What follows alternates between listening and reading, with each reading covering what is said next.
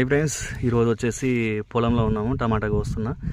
ఏదన్నా కానీ మనం మన చేనులో మనం టమాటాలు వేసుకొని మనం తెంపుకొని ఉంటే హ్యాపీగా ఉంటుంది. ఎందుకంటే షాప్లో కంటే కూడా ఇక్కడ మన కళ్ళ ముందు మనం వేసిన తోటలో తెంపుకుంటే చాలా బాగుంటుంది. ఇది వచ్చేసి మిర్చి తోట. చూడండి, టమాటాలు కోస్తున్నా. మంచి నాటుకాయలు ఇవి. టేస్ట్ మాత్రం చాలా అద్భుతంగా ఉన్నాయి. చూపిస్తే చూడండి. ఇవన్నీ నేను కోసిన టమాటా చాలా అద్భుతంగా ఉన్నాయి.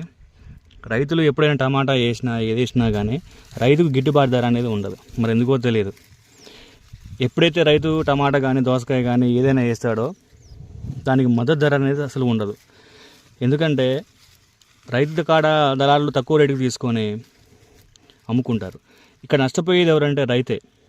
ఎప్పటికైనా కానీ రైతు అనేవాడు రాజు కాలేడు. ఎందుకంటే కష్టపడి ఈ టమాటా వేస్తాం, తీరా మార్కెట్కి తీసుకెళ్తే 5 రూపాయలకి ఇస్తావా, 7 రూపాయలకి ఇస్తావా, 10 రూపాయలకి ఇస్తావా అని అంటారు.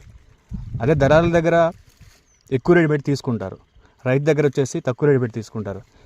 రైతు అనేది బాగుపడడం అనేది ఇంకా రానున్న రోజుల్లో కూడా రైతు అనేవాడిని చూడడం కూడా కష్టమే. ఎందుకంటే ఇన్ని వేలు పెట్టి కౌలు తీసుకొని చేసి పంట చేతికి వచ్చిన తర్వాతకి రేటు ఉంటుందో ఉండదో తెలియదు.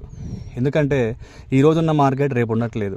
అది టమాటాకైనా, మిర్చికైనా, పత్తికైనా, కందులకైనా, దేనికైనా కానీ అలా ఉంది.